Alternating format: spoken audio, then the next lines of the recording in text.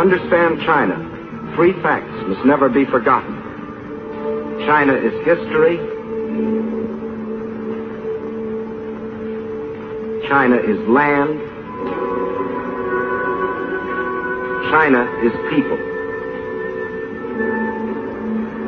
Chinese history goes back for more than 4,000 years.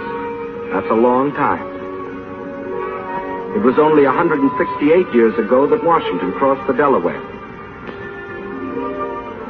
Only 452 years have passed since Columbus discovered America.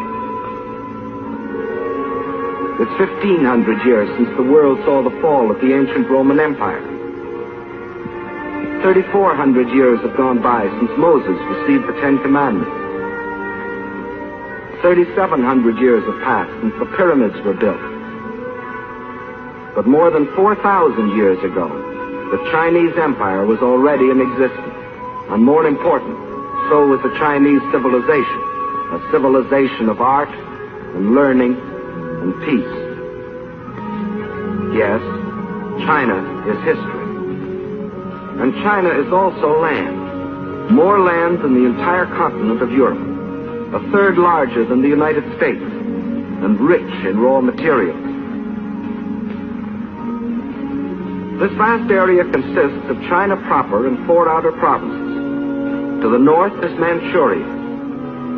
Huge and desolate, but abounding in raw materials.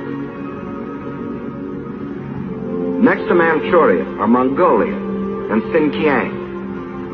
Here lies the Gobi Desert, a vast plateau twice the size of Texas, inhabited by nomad tribes who lead their camel caravans back and forth over ancient trade routes. To the west is Tibet, the icy roof of the world, its borders encompassing the eastern end of the Himalayan mountains, the mystery land that few have entered. And from these vast mountains of the west rise the 3 great rivers which are China's lifeblood. The northernmost of these is the Huanghe, the Yellow River, often known as China's Sorrow because of its frequent flooding. Far to the south flows the Sikiang, the Pearl River, which enters the sea past the great ports of Canton and Hong Kong. But the greatest river of all is the one that flows between, the Yangtze, winding for 3,000 miles through the heart of China, bringing fertility to the good earth, and bearing upon its broad waters half the commerce of China. Yes, China is land, next to Russia, the largest country in the world. But most important, China is people, 450 million of them.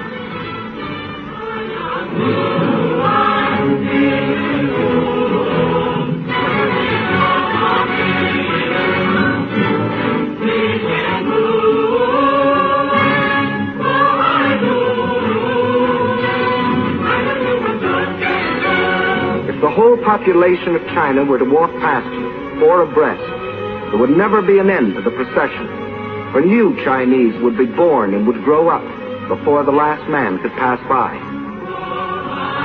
Of every 5 persons on the face of the earth, 1 is a Chinese. And since 1/5 of all the human beings in the world are Chinese, we should know what sort of people they are. Well, in all their 4,000 years of continuous history, they have never waged a war of conquest. They're that sort of people. They developed the art of printing from movable type. They invented the mariner's compass, without which no ocean could be crossed. They were among the first astronomers, and their observations of the stars and planets made possible the accurate measuring and recording of time. They are that sort of people. And why do we call our dishes China? Because the Chinese invented the art of making porcelain. And as we all know, they invented gunpowder, not as a weapon of war, but to celebrate their holidays and religious festivals. And it was one of China's great philosophers who, 500 years before the birth of Christ, gave mankind these words: "What you do not want done to yourself, do not do to others." They are that sort of people, enriching the world in which we live.